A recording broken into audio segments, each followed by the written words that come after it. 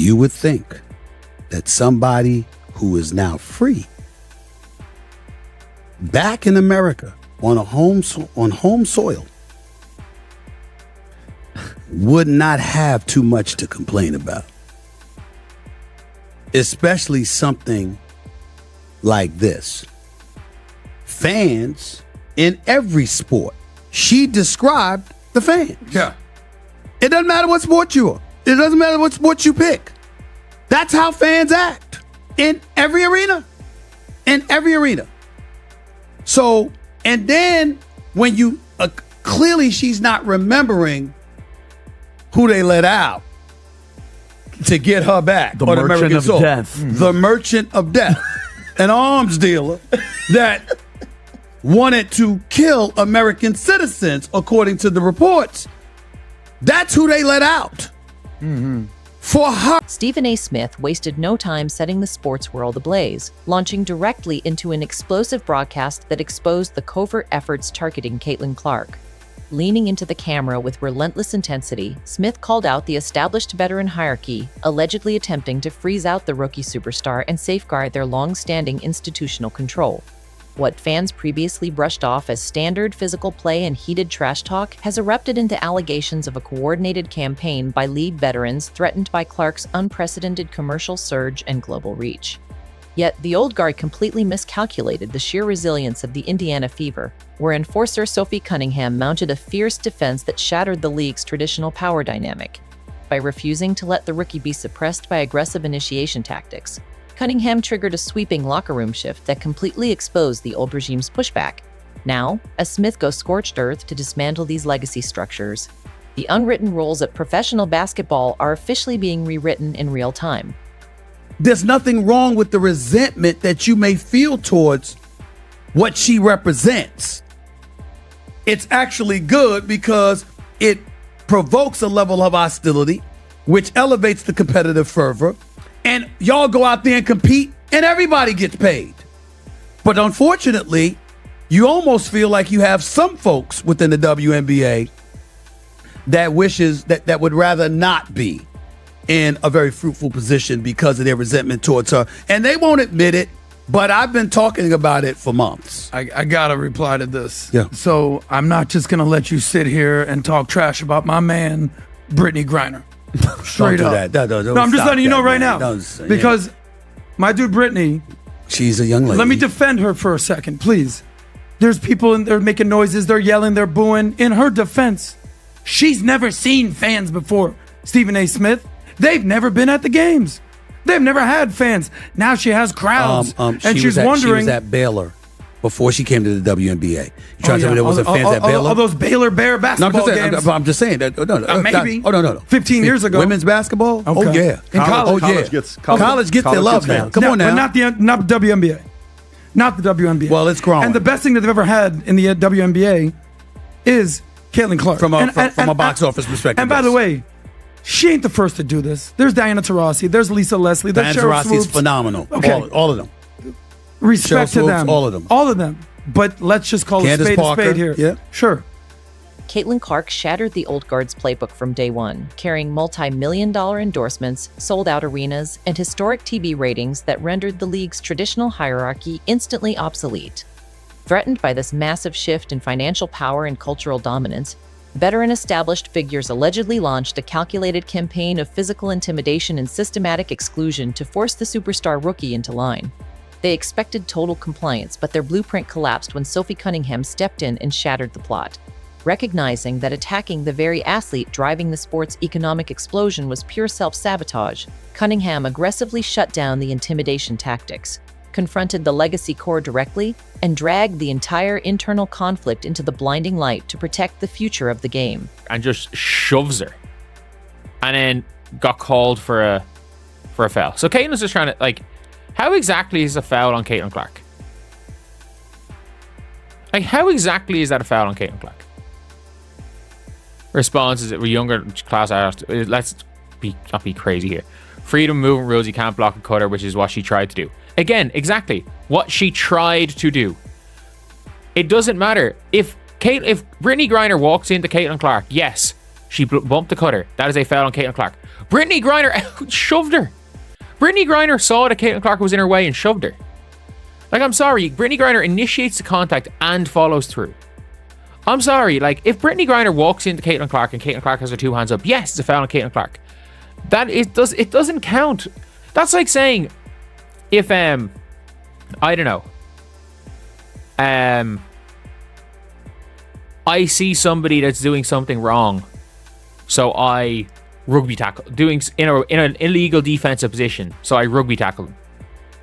Or I see I don't know, it's like being an offensive player and you're about to get hit by a moving screen. So instead of getting hit by a moving screen and drawing the foul, you decide to turn and shove the person setting the screen. No, it doesn't work like that. It doesn't work. Freedom of movement does not allow you to stop before contact and shove somebody. Like, it is what it is, and I'm being real. Like, this whistle is... Resentment toward what she represents is entirely natural. It drives the fierce competitive hostility that elevates the entire game and ensures everyone profits. Yet certain factions within the WNBA appear willing to undermine their own financial rise out of sheer envy, an unsettling reality Stephen A. Smith has exposed for months. Pushing back against attacks on Brittany Griner, defenders argue that veteran stars are simply adapting to an unprecedented phenomenon playing before massive roaring crowds that the professional league previously lacked. While college powerhouses like Baylor drew passionate followings years ago, the WNBA itself never commanded this level of box office power until Caitlin Clark arrived.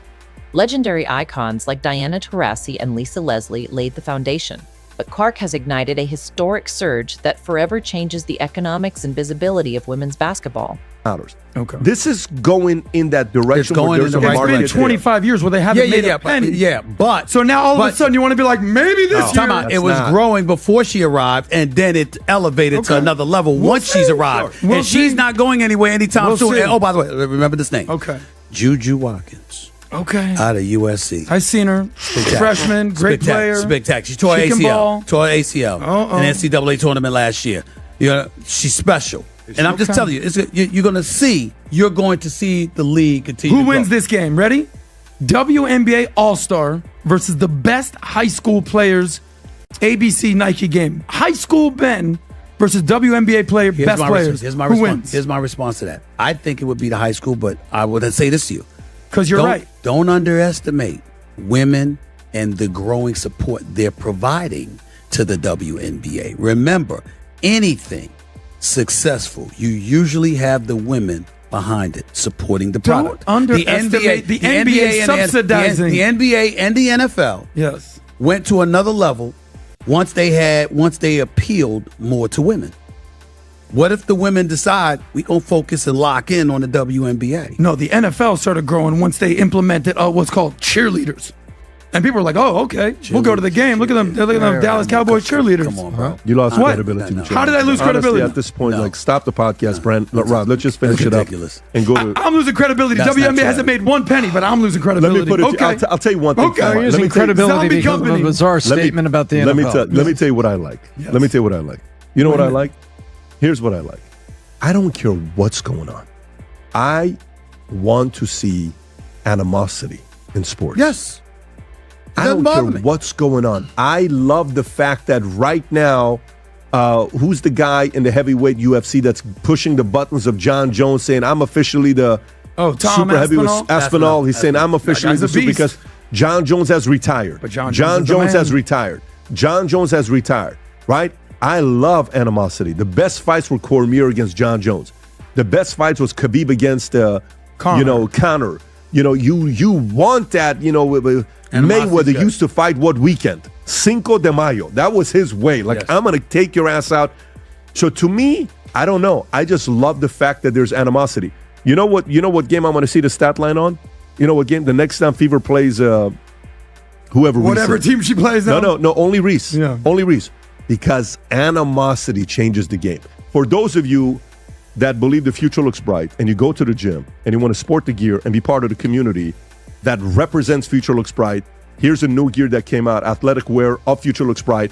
with our models. And guess who's in it? Vinny Rob going to play the Steven clip. don't give a shit about what I'm doing. As explosive rumors tear through the internet, Sophie Cunningham reportedly exposed the WNBA's ultimate paradox. Established stars desperately demand the historic paychecks, primetime broadcasts, and global corporate sponsorships, yet harbor deep resentment toward the very franchise-altering talent driving that financial surge. According to insider accounts, Cunningham confronted veteran rivals head-on, declaring that their fragile egos and petty intimidation tactics were actively sabotaging the league's economic momentum. Spearheading a fierce locker room stand, she made it unmistakably clear that the Indiana Fever will no longer submit to the old guard's unwritten rules. By refusing to back down under institutional pressure, Sophie Cunningham effectively shattered the legacy syndicate's hold on the league, proving that the new guard is entirely immune to outdated intimidation tactics. That decisive stand tore away the WNBA's polished public relations facade, leaving executives scrambling to control a spiraling media crisis. That is precisely when Stephen A. Smith took the mic not merely to report on the friction, but to surgically dismantle the veteran establishment's agenda, using Cunningham's bold rebellion as his blueprint. Smith validated what fans had suspected for months, exposing the Wnba residing at the league's highest levels and highlighting the absurdity of established stars attempting to physically suppress the very player driving their unprecedented financial expansion. In doing so, Smith crowned Cunningham as the ultimate protector of women's basketball, praising her as the rare voice with the grit to challenge a toxic hierarchy and safeguard the sport's economic future. Stephen A. Smith's commentary served as a scathing critique of a sports culture that attempts to stifle transcendent talent to protect outdated legacy hierarchies. He issued a stark warning to the WNBA front office, allowing internal hostility to target the league's primary commercial driver risks, alienating network executives, high-value corporate sponsors, and millions of new fans driving record-breaking viewership. This explosive call-out permanently reshaped the narrative surrounding the league, putting veteran factions on notice and establishing Sophie Cunningham as a defining voice of the new guard. The legacy era has officially crumbled, giving way to an aggressive, fan-driven momentum that now dictates the future of women's basketball. If you agree with Stephen A. Smith and stand with Sophie Cunningham for protecting Caitlin Clark, hit that like button right now, drop your thoughts in the comments below, and subscribe so you never miss another high-stakes sports breakdown. Stephen A. Smith wasted no time setting the sports world ablaze, launching directly into an explosive broadcast that exposed the covert efforts targeting Caitlin Clark. Leaning into the camera with relentless intensity, Smith called out the established veteran hierarchy, allegedly attempting to freeze out the rookie superstar and safeguard their long-standing institutional control. What fans previously brushed off as standard physical play and heated trash talk has erupted into allegations of a coordinated campaign by league veterans threatened by Clark's unprecedented commercial surge and global reach.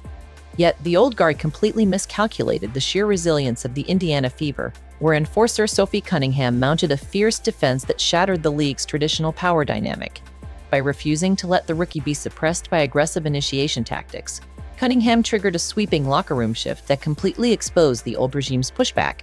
Now, as Smith goes scorched earth to dismantle these legacy structures, the unwritten rules of professional basketball are officially being rewritten in real time.